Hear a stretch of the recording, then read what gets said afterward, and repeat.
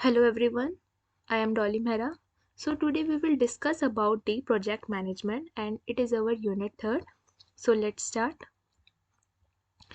Project management is the way of a person organize and manage the resources that are necessary to complete a project. People that manage a project are known as the project manager. Project management में क्या होता है कि एक तरीके का ये वे है जिसमें पर्सन एक ऑर्गेनाइज करता है, मैनेज करता है रिसोर्सेज को जो बहुत ज़रूरी है प्रोजेक्ट को कंप्लीट करने के लिए। ओके, और जो ये काम करते हैं प्रोजेक्ट को मैनेज करने का वो प्रोजेक्ट मैनेजर कहलाते हैं।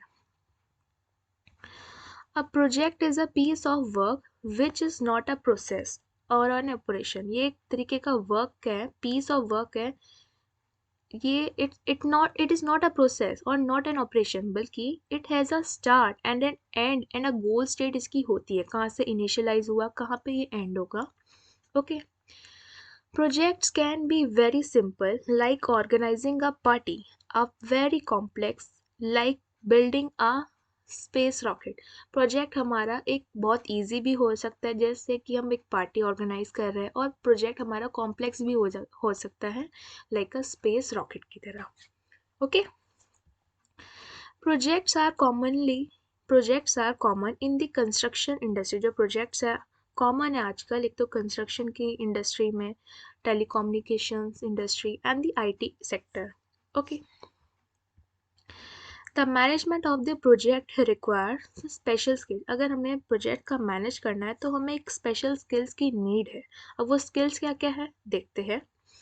Project managers must ensure that the project is delivered within the existing limitation. जो प्रोजेक्ट मैनेजर होते हैं उन सबको ये ध्यान में रखना चाहिए कि ये जो प्रोजेक्ट अगर हमें डिलीवर करना है तो एक उसकी एग्जिस्टिंग लिमिटेशन तो सेट होगी ना, उसके अंडर ही प्रोजेक्ट कवर होगा। लाइक उसके टाइम लिमिटेशन हो सकती है, कितनी कॉस्ट में वो कंप्लीट होने वाला है, कौन से लोग चाहिए उसको कंप्लीट करने के लिए, रिस्क क्या क्या है, और मैनी मोर, बहुत सारे लिमिटेशंस हो सकती है। Okay. Project managers must also ensure the best possible distribution of the resources. Project manager ये ensure करता है कि वो best possible distribution करे resources का। So अब हम पढ़ते हैं 5 phases है एक project management की, कैसे phases क्या है इसमें प्रोजेक्ट को मैनेज करने की। फर्स्ट है हमारी प्रोजेक्ट को इनिशियल करने के लिए initial stage means initiation. Okay, second stage है हमारी प्लानिंग, थर्ड है एग्जीक्यूशन, फोर्थ है मॉनिटरिंग कर रहे होगे हम, उसमें कंट्रोल भी कर रहे होगे, एंड लास्ट में क्लोजर मीन्स बाइंड अप कर दिया सब क्लोज। ओके, अब हम पढ़ते हैं कि 5 बेसिक फेजेस क्या है हमारे प्रोजेक्ट मैनेजमेंट के। जो हमने फेजेस अभी पढ़े हैं उनके पॉइंट्स पढ़ते हैं कि वो उसमें एक्चुअल में होता क्या क्या है। जो इनिशियल स्टेट होती है उसमें क्या करते हैं हम, डिफाइन करते हैं प्रोजेक्ट के गोल्स को, क्रिएट करते हैं बिजनेस के केस को, एंड कंप्लीट द प्रोजेक्ट का charter, and draw up the list of stakeholders की एक लिस्ट को हम ड्रॉ कर लेते हैं एक इनिशियल प्रोसेस में। देन सेकेंड स्टेज आती है प्लानिंग की। प्लानिंग में क्या होता है कि डिफाइन करते हैं हम कि स्कोप क्या है, कि कहाँ तक ये जा सकता है प्रोजेक्ट, क्रिएट करते हैं प्रोजेक्ट का प्लान, एक सेट करते हैं बजट की बेस लाइन कि किस बेस पे इतने बजट में बन जाएगा हमारा प्रोजेक्ट या नहीं। ओके, और डिफाइन कर देते हैं रोल्स और रिस्पॉन्सिबिलिटीज अपने टीम मेंबर्स को। अब थर्ड हमारी फेज आती है एग्जीक्यूशन फेज। इसमें क्या होता है, एलोकेट करते हैं हम प्रोजेक्ट के रिसोर्सेज को, मैनेज करते हैं प्रोजेक्ट के रिसोर्सेज को, और बिल्ड करते हैं प्रोजेक्ट और प्रोसेस को। ओके, एंड फोर्थ में इसमें आता है एग्जीक्यूशन में मीट ऑफन एंड फिक्स करते हैं इश्यूज। अगर कोई इश्यूज आ गया है तो उसको हम फिक्स कर रहे होते हैं यहाँ पे। फोर्थ स्टेज आती है हमारी मॉनिटरिंग एंड कंट्रोल की। इसमें क्या होता है, इसमें हम ट्रैक करते हैं एफर्ट्स कितने हो रहे हैं, कॉस्ट कितनी लग रही है। सेकेंडली मॉनिटर करते हैं प्रोजेक्ट की प्रोसेस क्या क्या हो रही है, इंश्योर कर रहे हैं इसमें adherence to the plan. Okay, fourth इसमें क्या है, प्रिवेंट करते हैं any chance for the disruption. अगर कोई डिसरप्शन आ रहे हैं तो उसको हम रोक लेते हैं वहीं पे। फिफ्थ स्टेट हमारे पास आती है कंप्लीशन की, जब हम प्रोजेक्ट को अपने क्लोज कर रहे होते हैं, बाइंड अप कर रहे होते हैं। इसमें क्या करते हैं, हम हैंड ओवर कर देते हैं डिलीवरी को, जिसके लिए हमने ये प्रोजेक्ट करा हम उसको डिलीवर कर देते हैं। रिव्यू करते हैं प्रोजेक्ट की डिलीवरी कि कैसा लगा उनको। गेट प्रोजेक्ट के रिजल्ट अप्रूव करते हैं। डॉक्यूमेंट प्रोजेक्ट लर्निंग, जो डॉक्यूमेंट है प्रोजेक्ट की लर्निंग करता है। ओके, ये तो हमारे हो गए एक बेसिक 5 फेजेस जो एक प्रोजेक्ट मैनेजमेंट के लिए बहुत इंपॉर्टेंट है। ओके, अब आता है हमारा why is project management important to our organisation. हम प्रोजेक्ट मैनेजमेंट इम्पॉर्टेंट क्यों माना जाता है ऑर्गेनाइजेशन के लिए, अब देखते हैं क्यों इम्पॉर्टेंट है ये। ओके, इसमें क्या होता है कि प्रोजेक्ट मैनेजमेंट को इम्पॉर्टेंट इसलिए माना जाता है ऑर्गेनाइजेशन के लिए क्योंकि इसमें क्या होता है कि कंसिस्टेंट कम्युनिकेशन होती है। अगर हम कोई प्रोजेक्ट बना रहे हैं तो कंसिस्टेंट कम्युनिकेशन भी करेंगे अमॉन्ग दी टीम मेंबर्स, तो इससे क्या होगा, हमारा नेटवर्क भी बढ़ेगा। ओके, दूसरा क्या है कि हायर प्रोडक्टिविटी, ये एनहांस करता है ऑर्गेनाइजेशन की और ऊंचे लेवल पे लेके जाता है रैंक उसकी। मोर फ्लेक्सिबिलिटी होती है अगर कोई प्रोजेक्ट को मैनेज कर रहे हैं ऑर्गेनाइजेशन में। इम्प्रूव होता है उसका moral and learning by the retrospection means जो उसके पास्ट एक्सपीरियंस हुए हैं उसके बेसिस पे गलतियां जो हुई है उसके बेसिस पे भी लर्निंग होती है, जिससे कि दोबारा रिपीट ना करें। ओके, इफेक्टिव रिसोर्स एलोकेशन कर देते हैं प्रोजेक्ट मैनेजमेंट जब कर रहे होते हैं ऑर्गेनाइजेशन में। इम्प्रूव करते हैं कस्टमर की जो सेटिस्फेक्शन है उसको इम्प्रूव करा जाता है time to time. Okay, and high risk tolerance इसमें करते हैं एंड बेटर प्लानिंग होती है और क्वालिटी का कंट्रोल होता है। तो ये थे हमारे फैक्टर जो दैट्स वाई जो प्रोजेक्ट मैनेजमेंट है वो इम्पॉर्टेंट है ऑर्गेनाइजेशन के लिए हमारी। ओके, अब जैसे अगर हम प्रोजेक्ट मैनेजमेंट नहीं करते तो हमारे साथ हो क्या कह सकता है, like why is project management important, इतना इम्पॉर्टेंट क्यों है। अगर हम इसे एक एस्टिमेशन करके देखें तो ये देखा जाएगा कि 99% of every dollar is wasted due to the poor project performance. क्या होता है कि कुछ डॉलर्स या फिर कुछ रुपीस वेस्ट हो जाते हैं जो कॉस्ट लगी होती है अगर हमारा जो प्रोजेक्ट है उसकी परफॉर्मेंस पुअर है। ओके, इसमें कि 32% of the project is lost when a project fails to reach its goal. कुछ प्रोजेक्ट ऐसे होते हैं दैट 32% ऑफ द बजट, जो बजट लगाया होता है उसकी कॉस्ट का, वो लॉस्ट हो जाता है। क्या होता है कि अगर प्रोजेक्ट फेल हो जाता है और वो पहुंचता है अपनी गोल स्टेट तक। Okay, 39% of the project fail हो जाती है due to change in organisation की प्रायोरिटीज। कुछ प्रोजेक्ट इसलिए भी चेंज होते हैं जब कोई ऑर्गेनाइजेशन है, ऑर्गेनाइजेशन की प्रायोरिटीज वो किस किस को इंपॉर्टेंस दे रही है, कभी उन्होंने इतनी इंपॉर्टेंस नहीं दे रही प्रोजेक्ट को, दैट्स वाई फेल होने के चांसेस भी रहते हैं। Okay, 52% of the complement projects, नहीं 52% of the completed project experienced a high scope creep। जो completed प्रोजेक्ट है वो कभी कभी एक्सपीरियंस करते हैं हाई स्कोप क्रीप को। Okay, and 68% of the organisation outsource their project to third parties. जो 68% जो ऑर्गेनाइजेशन है वो आउटसोर्स लेती है अपने प्रोजेक्ट्स के लिए टू दी थर्ड पार्टीज तक। सो दैट्स वाई इतने सारे फेलियर्स हमें फेस करने पड़ते हैं। So that's why project management बहुत इंपॉर्टेंट है, जिससे कि हमारा प्रोजेक्ट एग्जीक्यूट प्रॉपर हो सके इनिशियल से गोल स्टेट तक। ओके, जिससे कि जो कस्टमर है वो सेटिस्फाई हो सके प्रोडक्ट से। अब क्या है कि स्कोप क्या है हमारा प्रोजेक्ट मैनेजमेंट में। सो पढ़ते हैं अब स्कोप। स्कोप में क्या है कि project scope is a part of project planning process. जो स्कोप है प्रोजेक्ट का वो एक पार्ट है हमारा प्रोजेक्ट प्लानिंग प्रोसेस का। ये क्या करता है, ये डॉक्यूमेंट स्पेसिफिक गोल्स, ये डॉक्यूमेंटेशन करता है एक स्पेसिफिक गोल्स की, क्या डिलीवरी होएगी, क्या फीचर्स होएगी और कितना बजट होगा। Okay, the scope document details the list of activities for the successful completion of the project. जो एक स्कोप का डॉक्यूमेंट होता है वो एक डिटेल होती है लिस्ट की कि कैसा हमारा प्रोजेक्ट होगा, कि क्या क्या इसमें नीड है, कि ये कंप्लीशन इसका कैसे सक्सेसफुल रहेगा। कि क्या एक्टिविटीज़ इसमें इन्वॉल्व होने वाली है। Okay, the scope is defined by understanding the project requirement.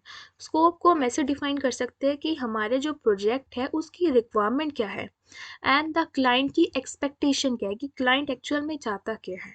Okay, the scope statement usually contain, जो स्कोप की स्टेटमेंट है उसमें क्या क्या चीज़ें कंटेन कर सकते हैं कि प्रोजेक्ट का जो ऑब्जेक्टिव क्या है, जो प्रोजेक्ट का ऑब्जेक्टिव क्या है, उसके एक्सक्लूशंस क्या होंगे।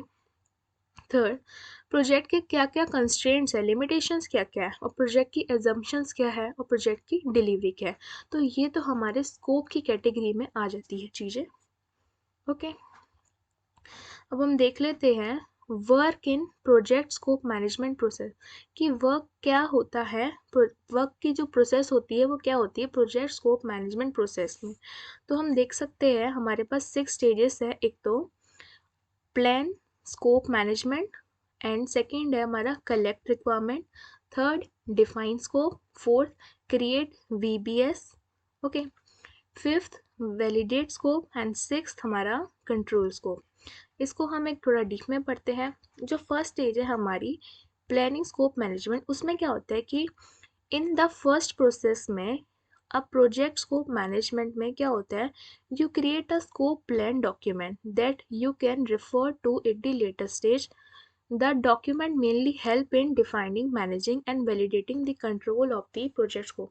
फर्स्टली हम क्या करते हैं, एक प्लानिंग करते हैं स्कोप की मैनेजमेंट में। उसमें क्या होता है कि हम एक डॉक्यूमेंटेशन रेडी करते हैं और उसे हम बाद के स्टेज के लिए भी यूज़ कर सकते हैं। पर जो डॉक्यूमेंटेशन में क्या करता है, हमें मेनली हेल्प करता है कि हम डिफाइन कर सकें, मैनेजिंग कर सकें, वैलिडेशन करें कि एक्चुअल में प्रोजेक्ट का स्कोप क्या है। ओके, सेकेंड है हमारे पास कलेक्टिंग रिक्वायरमेंट्स। कलेक्टिंग करते हैं हम रिक्वायरमेंट्स।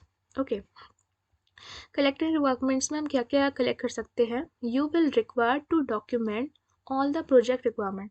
हम एक डॉक्यूमेंटेशन क्रिएट करते हैं जिसमें हम मेंशन करते हैं कि एक्चुअल में प्रोजेक्ट की रिक्वायरमेंट क्या है, क्या एक्सपेक्टेशन है, कितना बजट लगेगा, ओके, डिलीवरेबल्स क्या होगी उसके, through the interview surveys and the focus group.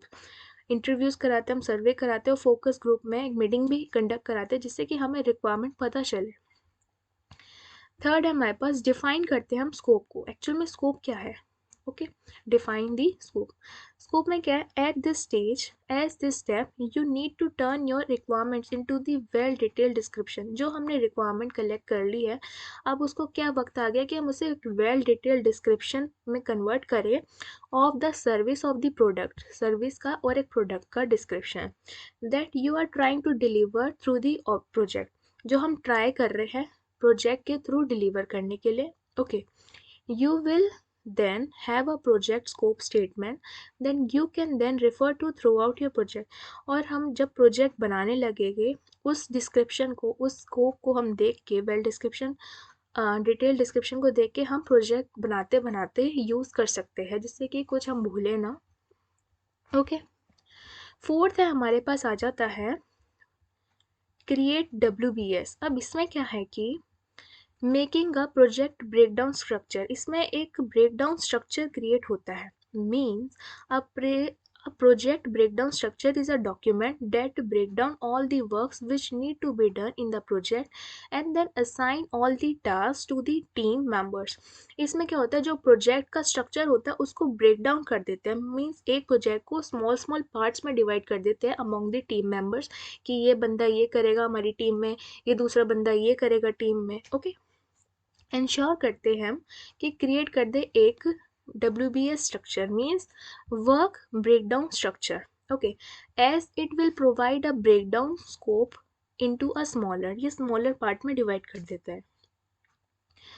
Fifth आता है हमारे पास वैलिडेटिंग स्कोप। इसमें क्या है कि in this step the scope and the deliverables that you have recorded need to send to the project executive. जो हमने स्कोप क्रिएट करा है एंड डिलीवर क्रिएट करा है उसमें क्या करते हैं हम, that you have recorded need, हमारे पास एक रिकॉर्डेड नीड होती है जो हमें सेंड करनी होती है प्रोजेक्ट के एग्जीक्यूटिव के पास। और दी स्टेक होल्डर के पास to get the necessary approvals. Means अगर हमें अप्रूवल चाहिए, जो हमने डॉक्यूमेंटेशन बना ली है स्कोप की, क्या क्या इसमें चीज़ें लगने वाली है, तो बाद में हम अपने जो प्रोजेक्ट के एग्जीक्यूटिव है उनसे अप्रूवल लेते हैं कि हाँ जी आपने ये पास करना है, आगे नहीं करना। Scope validation need to be done before starting the project. जो स्कोप का वैलिडेशन है वो उसको क्या होना चाहिए, नीड टू बी डन, वो पहले हो जाना चाहिए बिफोर स्टार्टिंग द प्रोजेक्ट। कोई भी स्टार्ट करने से प्रोजेक्ट पहले क्या होना चाहिए, उसका वैलिडेशन बहुत इम्प्रूवर है कि हायर अथॉरिटी से हमें अप्रूव मिल गया कि हाँ अब हम प्रोसीड कर सकते हैं आगे की stages. To ensure that if something goes wrong, then it is easy to find where it is went wrong. Because इसमें क्या होगा, वैलिडेशन इसलिए भी इम्पॉर्टेंट है, अगर कहीं गलती आ गई है तो वहीं पे वो पकड़ी जाएगी। दैट्स वाई सो बहुत इंपॉर्टेंट है validation of the scope. Sixth हमारे पास आता है कंट्रोल स्कोप। अब कंट्रोल स्कोप में क्या आता है कि project manager need to ensure that as the project begins, project managers को इंश्योर करना चाहिए कि जो प्रोजेक्ट है बिगिंस हुआ है, it always stay within the defined scope. वो हमेशा एक जो हमने वेल डिफाइंड स्कोप बना दिया है कि हाँ इसकी ये लिमिटेशंस है, उसके अंदर ही रहे ये, उसे एक्सीड ना करे। कंट्रोलिंग स्कोप में ये होता है, प्रोजेक्ट मैनेजर कंट्रोल कर रहा होता है। In case there are this some things that need to be change, अगर बाई चांस कुछ चेंज करने वाली चीज़ होती है, then the proper change control process should be follow. जो प्रॉपर चेंज कंट्रोल प्रोसेस है वो फॉलो करना चाहिए, दैट्स वाई तभी हम चेंज कर सकते हैं। सो ये हो गया हमारा कंट्रोल स्कोप। ओके, अब हम पढ़ते हैं कि जो प्रोजेक्ट मैनेजर है उसकी क्या रोल्स है, उसकी स्किल्स क्या क्या है। ओके, पहले तो देखेंगे हम इस डायग्राम में देख सकते हैं, इस पिक्चर में जो प्रोजेक्ट मैनेजर है उसका एक रोल भी होता है कम्युनिकेशन में, मैनेजमेंट में, कि टीम से वो मिल जुल के रहे। ओके, उनका जो इन्वायरमेंट है कंपनी का उसे अडेप्ट कर सके। नेगोशिएशन में क्या है कि एक लीगल एग्रीमेंट वो क्रिएट कर सके क्लाइंट के साथ, थर्ड पार्टी के साथ। ओके, बजटिंग को भी मेंटेन करे प्रोजेक्ट मैनेजर। लीडरशिप की इसके पास स्किल्स होनी चाहिए, अगर वो एक किसी टीम का हेड है तो वो अपनी टीम को भी साथ में साथ मोटिवेट करे। ओके, एक ऑर्गेनाइजेशन होना चाहिए, मतलब प्रॉपर वो कर क्या रहा है एक्चुअल में, किसने कितना काम करा, तो एक प्रोजेक्ट मैनेजर के पास एक प्रॉपर डिस्क्रिप्शन एंड ऑर्गेनाइजेशन का होना चाहिए। प्रॉब्लम सॉल्विंग उसके पास स्किल होनी चाहिए। अब इसे एक बार पढ़ लेते हैं। ओके, जो प्रोजेक्ट मैनेजर होते हैं, project manager are organisational mastermind who create plan and schedule and keep projects on track. ये जो प्रोजेक्ट मैनेजर है ये एक क्या होता है, ऑर्गेनाइजेशनल के मास्टरमाइंड्स होते हैं, जो कि क्या करते हैं, who create the plans and the schedules and keep projects on the track. ये क्या करते हैं, प्लान भी क्रिएट करते हैं और स्केड्यूल भी करते हैं उसको, और ऐसा करते हैं कि जो प्रोजेक्ट है वो ट्रैक पे ही रहे, ट्रैक से गाड़ी आगे ना जाए, मीन्स फिसले ना। Okay, out of the limitations means. Okay, अब इसमें क्या है कि कम्युनिकेशन फैक्टर्स क्या है कि प्रोजेक्ट मैनेजर में होने चाहिए, जैसे कि project manager spend most of their time communicating with this staff, reporting progress और the problems to the client.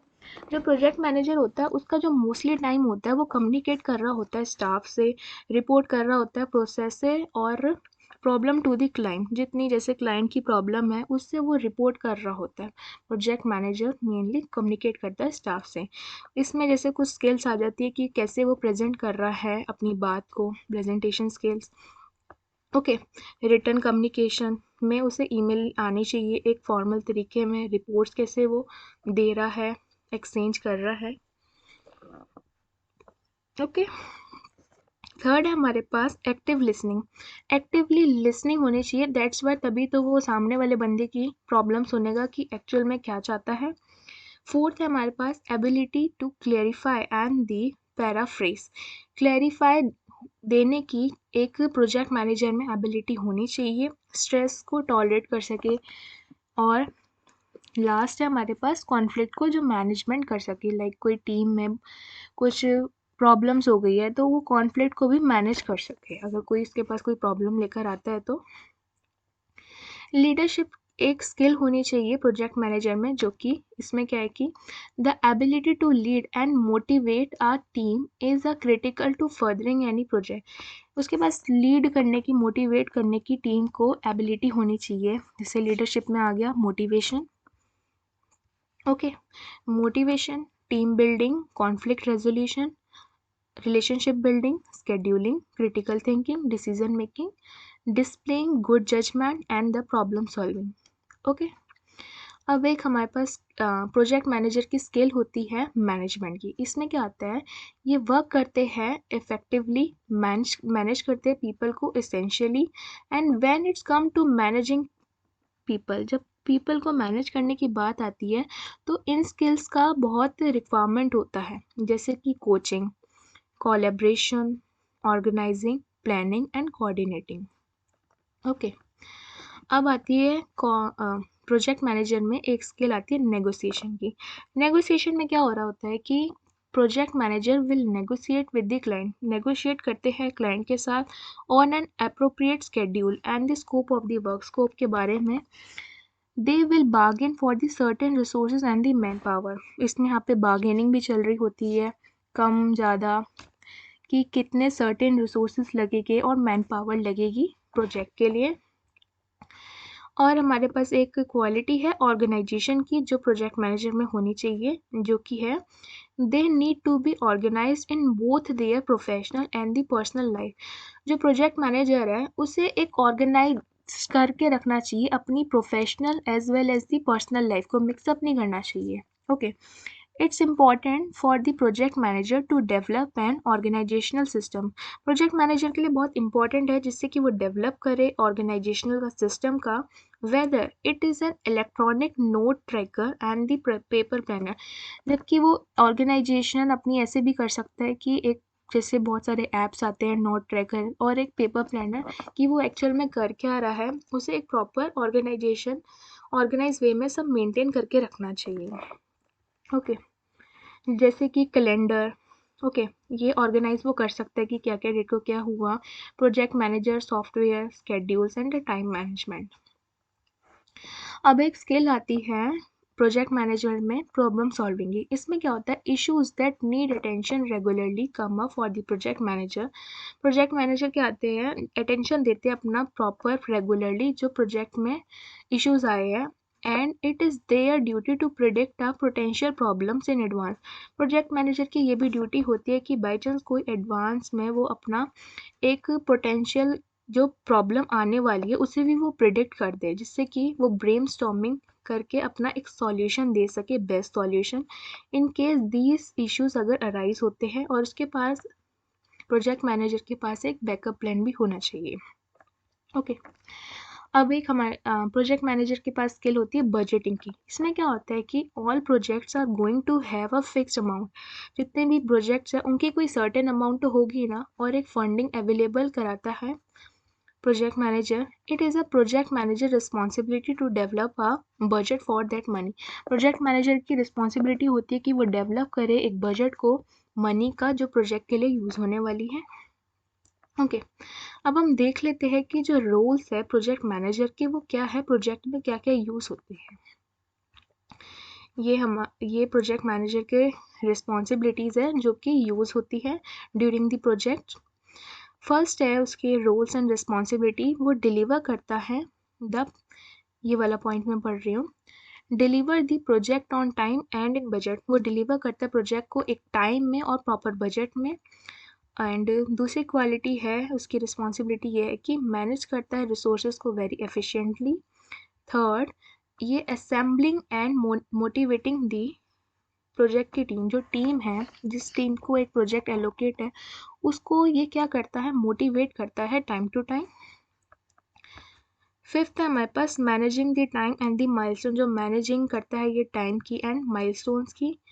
And fifth है ये डेवलप करता है बजट को, क्या कितना खर्चा आया, बजट आया। रिस्क मैनेजमेंट की भी एबिलिटी और रोल्स होते हैं प्रोजेक्ट मैनेजर में। एंड मॉनिटरिंग प्रोग्रेस होनी चाहिए और रिपोर्ट करता है टाइम टू टाइम। तो ये हमारे प्रोजेक्ट मैनेजर के रोल्स हो गए, रिस्पॉन्सिबिलिटी होती है ड्यूरिंग द प्रोजेक्ट के बाद, ड्यूरिंग द प्रोजेक्ट। अब हम पढ़ लेते हैं कि जो प्रोजेक्ट मैनेजमेंट लाइफ साइकिल है उसमें क्या क्या आ जाता है। प्रोजेक्ट मैनेजर लाइफ साइकिल में आ जाती है कि फर्स्ट तो आ जाती है इनिशिएशन, ये कहाँ से ये इनिशियलाइज हुई है जो प्रोजेक्ट की साइकिल है। उसमें आ जाता है कि डेवलप आप बिजनेस केस, उसमें बिजनेस केस बिजनेस लॉजिक लग रहे होते हैं और आइडेंटिफाई करते हैं कि क्या स्कोप है, आइडेंटिफाई करते हैं प्रोजेक्ट के स्टेक होल्डर्स कौन होने वाले हैं। ओके, प्लानिंग होती है सेकंड स्टेज में during the project management life cycle में। प्लानिंग के दौरान क्या होता है, ये क्रिएट करते हैं एक वर्क फ्लो का डॉक्यूमेंट। ओके, गैदर करते हैं रिसोर्सेज को और एस्टिमेशन लगाते हैं कि बजट कितने लगने वाला है। थर्ड फेज आती है प्रोजेक्ट मैनेजमेंट लाइफ साइकिल में, एक उसकी जो ब्रीफ टीम है वो कौन होएगी, कौन इसे हैंडल करेगा और मॉनिटर करता है। जो प्रोजेक्ट मैनेजर की लाइफ साइकिल है उसमें एग्जीक्यूशन में क्या होता है कि मॉनिटर करते हैं क्वालिटी ऑफ वर्क कैसा चल रहा है और मैनेजमेंट करते हैं बजट के अंदर ही रहे। और लास्ट में क्या होता है, फोर्थ स्टेज आती है project manager management life cycle की क्लोजर क्या आती है, मीन्स यहाँ पे सब बाइंड अप करना है। इसमें क्या होता है, एनालाइज करते हैं टीम एंड टीम के रिजल्ट्स को, क्या टीम के रिजल्ट्स निकले हैं, डॉक्यूमेंट प्रोजेक्ट के क्लोजर क्या थे एंड जो account used and unused budget क्या है, जो यूज़ में चीज़ें हुई है, जो अनयूज चीज़ें हैं। तो ये सब चीज़ें आ जाती है प्रोजेक्ट मैनेजमेंट लाइफ साइकिल में। लाइक फेजेस थी, 4 फेज थी, initiation, planning, execution and closure. अब हम ये ग्राफ समझ सकते हैं कि ये कॉस्ट एंड स्टाफिंग का लेवल और ये टाइम का ग्राफ है during the project management life cycle. इसमें क्या हो रहा है, पहले तो स्टार्ट हुआ प्रोजेक्ट, दैट्स वाई ये ग्राफ्स हमारा नीचे था। ऑर्गेनाइजिंग हो रही है, प्रिपेयरिंग हो रही है प्रोजेक्ट की, कैरिंग आउट द वर्क, जब वो प्रोजेक्ट एक्चुअल में एग्जीक्यूट होने वाला तभी जो हमारा प्रोजेक्ट ग्राफ है यह हाई पीक पे है।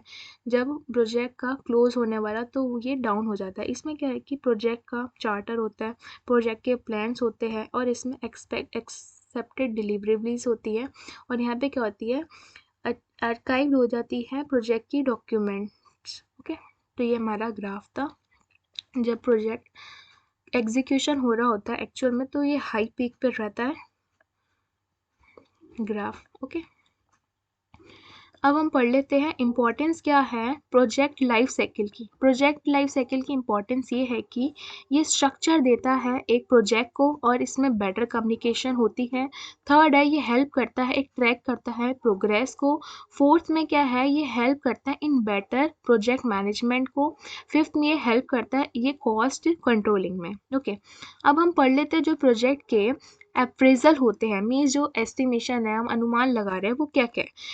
प्रोजेक्ट अप्रेजल ये है कि is the process of accessing, ये प्रोसेस है एक तरीके का एक्सेस करने का इन अ स्ट्रक्चर वे में। Okay, the case for proceeding with the project और द प्रपोजल, इस केस में क्या करते हैं, हम प्रोसीड करते हैं प्रोजेक्ट को एक प्रपोजल के साथ और द प्रोजेक्ट की viability. Okay, viability. Okay, it often involve comparing various option.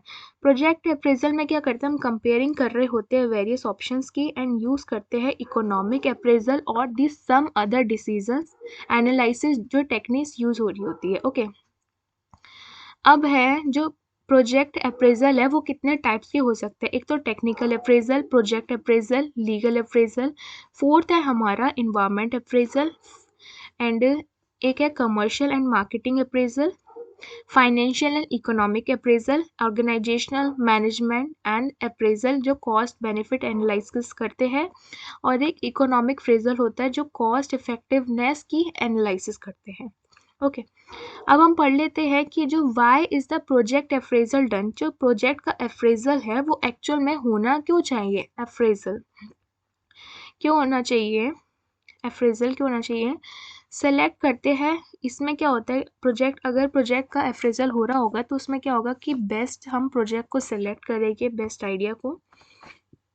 Okay, to access a project creditworthiness, इसमें क्या एक्सेस करते हैं हम प्रोजेक्ट की क्रेडिट वर्थीनेस को and to access the profitability of the project, कितना profit मिलेगा। Okay, to access the probable cost on the benefit, access करते हैं जो प्रोबेबल कॉस्ट है बेनिफिट जो प्रोजेक्ट की है। इसमें एक है to access the requirement of the raw material, requirement देखते हैं कि रॉ मटेरियल की है या नहीं है। टू एक्सेस करते हैं इसमें फिक्स्ड एंड वर्किंग कैपिटल को, तो ये दैट्स वाई जो प्रोजेक्ट के अप्रेजल है इसलिए डन होने चाहिए। ओके, एक है to anticipate a possible market of the product and to access the management competence and to find out whether the various factors of the production are available. Okay, अब हम पढ़ लेते हैं टेक्निकल अप्रेजल क्या है, ये क्वेश्चन आ जाता है कभी। ओके,